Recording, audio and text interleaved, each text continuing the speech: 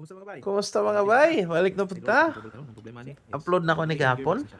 na i-break. Problema ni Rotation dili na sa among ingon problema ni nagadrift. itulak, no. Na ako So supply, wala wala ni ko siya i-break. nahuman kay Ngano ka ni? Hindi na ko siya mahuman bay. bundakan lagi tag uwan. Ulan mo na bay, pagbiyo mo guro. So karon ato siyang tiwason. Tara, ubanay ko ninyo. So napinding man ta didto nga nakuha na to nga walay output. Atong rumbo karon mga bay is ang brake assembly mismo susulod. Ano siya, ang brake ani is murag clutch pack. No? So similar lang sila sa aside sa transmission nga clutch pack, similar po sila sa travel motor sa bako. Gamay lang niya version. So mo na iyahang planetary, no? So ako na siyang giabre mga bay kay tanaw na ko to yung brake. Ano siya mga bay? Planetary gearbox para sa mga rotation. Tawag mo sa rotation gearbox. Na, pero planetary gearbox na siya. Ang problema na mo ni isang brake. Kani kong ibaklas. Ang brake nagagana pero ang problema niya is di niya i-release ang pressure. So pwede pasihugaw lang unsa ba? Or basi na problema. Nganong di mo gawas. Di mo gawas katong sa video no gapon. Di mo gawas diri ang di mo sulod diri sa hose. Bali di mo gawas anang fitting. Ano ni siya? Bye. Di mo gawas diri ang fitting fluid. Supply return. Ano ni mga bay, ako na siyang ginabungkag. Akong gamit is clamp, no? Pero kung naamoy press or hydraulic press or bolt nga taas, pwede. Bolt nga taas yung butang listo nga, butang nut sa likod, no? One way lang na sa pamagi, no? So, depende, kung saan na diskarte. I don't know kung nabagi polar para na, pero well, as long as nga safe ang piyasa o safe ka nga nagtrabaho, then do it. So kana para matanggal tong pack sa sulod. Hanginan lang siya para matanggal niya. Kani nga port ang akong problema. Eh di mo sulod ng hangin. Okay? So dapat parehas lang sila. Bukan ako diri sa pikas tagak, no? So tanggal siya. Supply. So muna niya ang itsura. Magbungkag.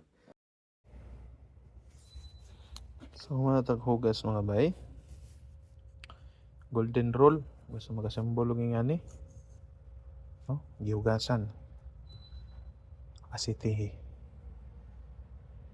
Basta lining gani. Bisan pa og clutch gani. Or bisan clutch pack inyong assemblon. Kung pwede, ihumol ninyo ang lining ng asiti. Ano? Kay first nimong padagan ani, di man ni siya largo mabasag asiti.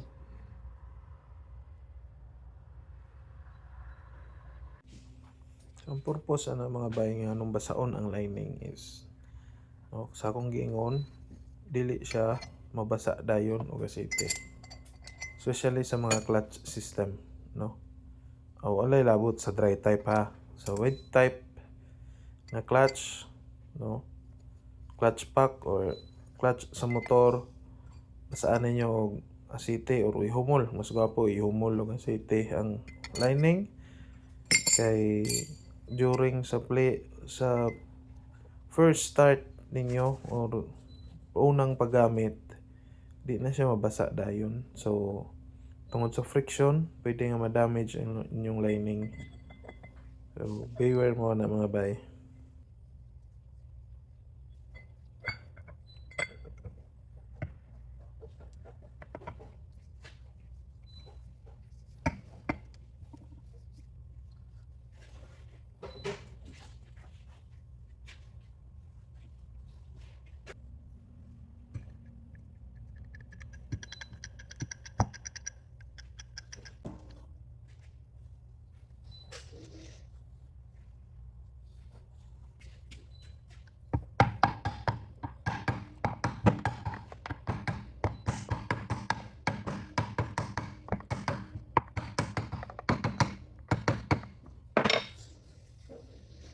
Ano yung mga ipokpok? Pwede man ka mag-press. Dili.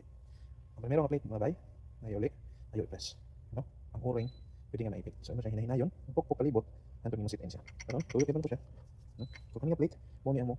Pulpot-pulpot ko. Sprayan mo pressure. So ayun na siya i-press.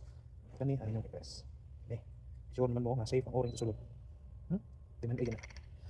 Ay di mo patakad press. Impass gid ang o-ring. Pumuputok ang o-ring ani bay. Ang hydraulic oil mo makarelease sa brake. Ang hydraulic oil musulod sa gearbox, sa gear side, sa planetary. Which is dili maayo. Nagtaon ako ni sa clip mga bay, dili na ko ka video kay si Mia Piki. Press akong gamiton kay medyo gahi ang spring. Imagine ni mong walo ka spring, clutch spring niya. So mo na ni mga bay. Nagtaon na to ang everything. So taon to sa mga bay. Balik na ako ng lang yung paano sa perseverance.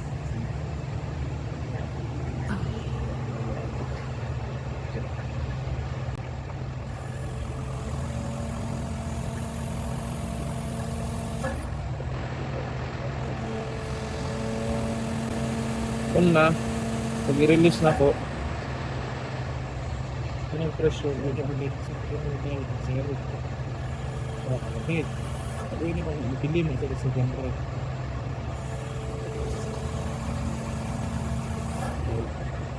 Ulit ka sa ulit. Exercise tayo niya, kaya niya sa mga. Kaya namin din ang pressure. Ako na siyang lihukom. Kan may pressure di ang mabilin mo. Matuyok na siya. Split of second lang. So, okay na siya mga bay. Maraming salamat. Abante ng kanunay. Adios.